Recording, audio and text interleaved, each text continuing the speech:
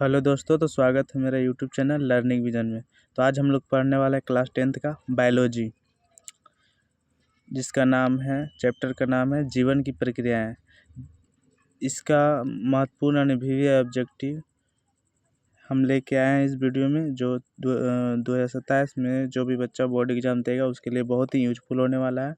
और ये बायोलॉजी का फर्स्ट चैप्टर का ऑब्जेक्टिव क्वेश्चन है।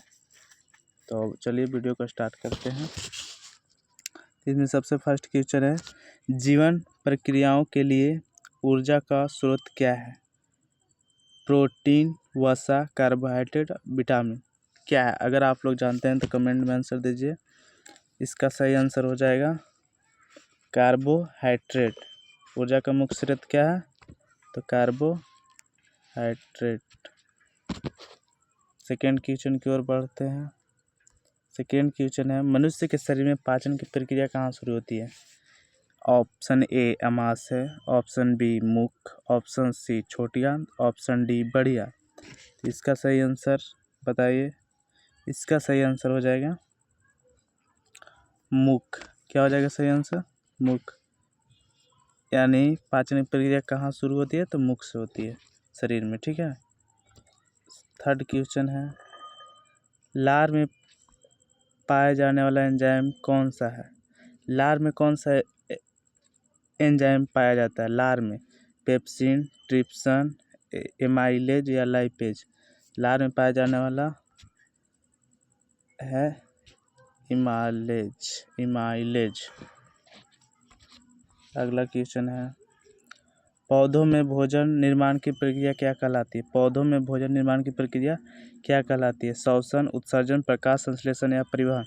पौधों में जो भोजन प्रक्रिया होती है वो कहलाती है प्रकाश संश्लेषण। प्रकाश संश्लेषण क्या कहलाती है? प्रकाश संश्लेषण। अगला क्वेश्चन है, प्रकाश संश्लेषण के लिए आवश्यक गैस कौन सी है? प्रकाश संश्लेषण के लिए आवश्यक गैस ऑक्सीजन है या नाइट्रोजन है या कार्बन डाइऑक्साइड है, हाइड्रोजन। ऑक्सीजन तो मानव को सांस लेने में काम आता है, नाइट्रोजन, फिर है कार्बन डाइऑक्साइड, हाइड्रोजन। तो पेड़ पौधा जो भोजन तैयार करता है, संश्लेषण की आवश्यकता होती है तो कार्बन डाइऑक्साइड की होती है। किस चीज़ की होती है? तो कार्बन डाइऑक्साइड का होता है। ठीक है।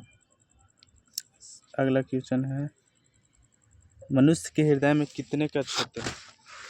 मनुष्य के हृदय में कितने कक्ष होते हैं? कक्ष कहे या आलिंद कहे? आलिंद कहे। दोनों का ऑप्शन होगा ऑप्शन सी 4। ठीक है, ऑप्शन सी 4 होगा। कक्ष क्या आलिंद कहे कितने होते हैं? तो 4 होते हैं मनुष्य के हृदय में। अगला क्वेश्चन है, रक्त का लाल रंग किसके कारण होता है? इसका आंसर सभी लोग जानते होंगे। इसका आंसर आप लोग कमेंट में दीजिए। इसका सही आंसर क्या होगा? ये आप लोग के लिए है। श्वसन की क्रिया में कौन सी गैस ली जाती है? श्वसन की क्रिया में कौन सी गैस ली जाती है? ऑप्शन ए है carbon dioxide, option B oxygen, option C nitrogen, option D hydrogen. श्वसन की क्रिया यानी मनुष्य जो श्वास लेता है कौन सा गैस का लेता है? तो ऑक्सीजन का लेता है। कौन सा गैस का? ऑक्सीजन का। ठीक है। अगला क्वेश्चन है, पौधे में जल का परिवहन किसके द्वारा होता है? पौधे में जल, इसका ट्रिक है जल मने जाइलम, जल मने जाइलम। ठीक है। फल मने फलोयम, जल मने जाइलम। तो जल परिवहन कहाँ से करता है? तो जाइलम से करता है। जाइलम से करता है। अब भोजन कहेगा तो फ्लोएम से। उत्सर्जन का मुख्य अंग कौन सा है? उत्सर्जन का मुख्य अंग कौन सा है? हृदय, फेफड़ा, गुर्दा, यकृत। तो उत्सर्जन का जो मुख्य अंग हो जाएगा गुर्दा हो जाएगा। क्या हो जाएगा? गुर्दा।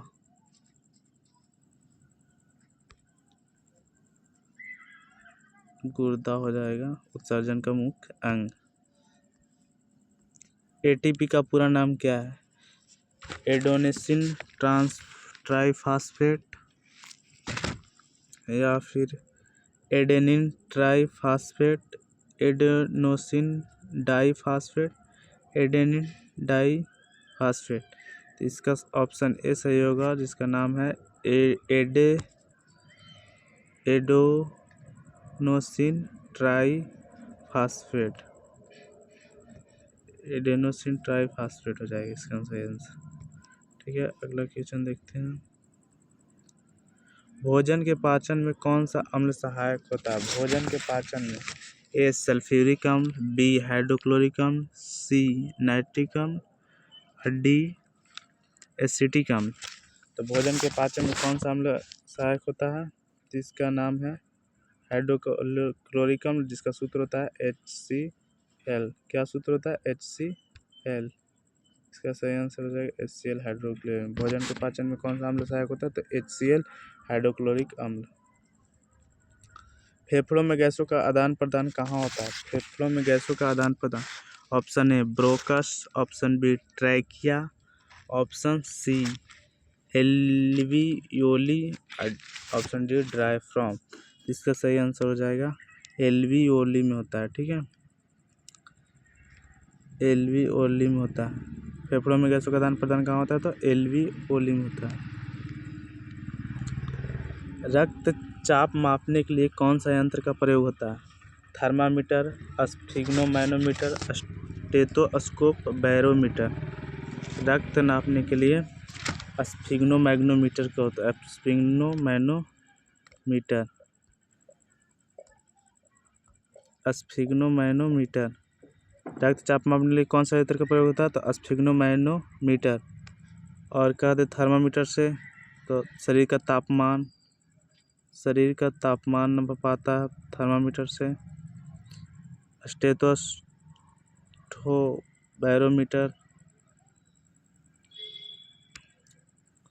अगला क्वेश्चन है, पौधे में भोजन का परिवहन किसके द्वारा होता है? पौधे में भोजन का परिवहन जाइलम, फ्लोएम, रंध्र, कोशिका।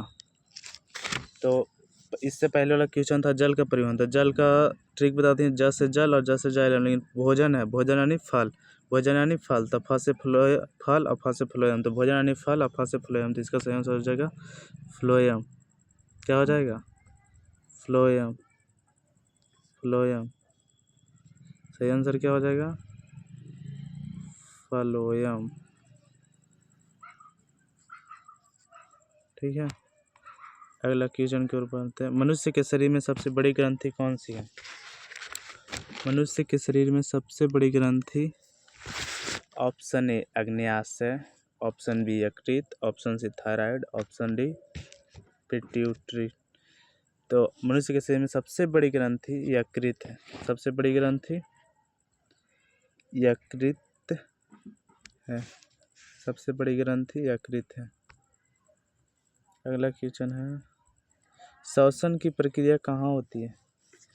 ऑप्शन ए केवल फेफड़ों में, ऑप्शन बी केवल कोशिका में, फेफड़ों और कोशिकाओं दोनों में, ऑप्शन डी केवल हृदय में। तो इसका जो आंसर होगा 17 का, तो फेफड़ों और कोशिकाओं दोनों में श्वसन की प्रक्रिया होती है। श्वसन प्रक्रिया कहाँ कहाँ होती है?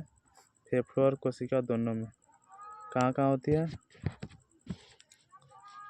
कहाँ कहाँ होती है? तो फेफड़ों और कोशिकाओं दोनों में। ठीक है, अगला क्वेश्चन है, पौधों में गैसों का आदान प्रदान किसके द्वारा होता है? तो पौधे में भोजन का आदान प्रदान, पौधे में जल का आदान प्रदान। अब अगला क्वेश्चन है, पौधे में गैसों का आदान प्रदान, पौधों में गैसों का आदान प्रदान। तो पौधों में जो गैसों का आदान प्रदान होता है वो रंध्र द्वारा होता है। किसके द्वारा होता है? रंध्र द्वारा। पौधों में गैसों का आदान प्रदान रंध्र द्वारा होता है। लेकिन जाइलम जल का परिवहन करता है, फ्लोएम फल का, फल माने भोजन का, रंध्र गैस का करता है। ठीक है, अगला क्वेश्चन है, रक्त में ऑक्सीजन का परिवहन कौन करता है? रक्त में ऑक्सीजन का परिवहन कौन करता है? तो इसका ऑप्शन ए है platelets, option B plasma, option C haemoglobin, option D leucocyte.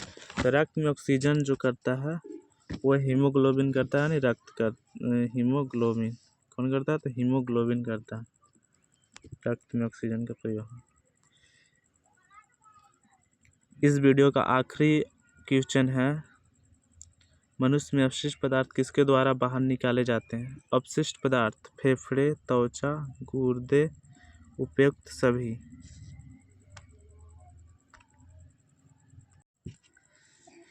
इसका सही आंसर हो जाएगा ऑप्शन ए फेफड़े, ऑप्शन बी त्वचा, ऑप्शन सी गुर्दे, उपयुक्त सभी। इसका सही आंसर हो जाएगा उपयुक्त सभी। इसका सही आंसर उपयुक्त सभी। फेफड़े द्वारा भी अपशिष्ट पदार्थ निकलता है, त्वचा द्वारा भी और गुर्दे द्वारा भी अपशिष्ट पदार्थ निकलता है।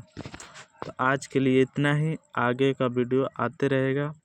तो अगला ऐसा ही वीडियो पाने के लिए, बोर्ड एग्ज़ाम के महत्वपूर्ण क्वेश्चन पाने के लिए इस चैनल को सब्सक्राइब करें और फॉलो करें, लाइक करें एंड कमेंट करें। धन्यवाद। अगला वीडियो आपके साथ आएगा।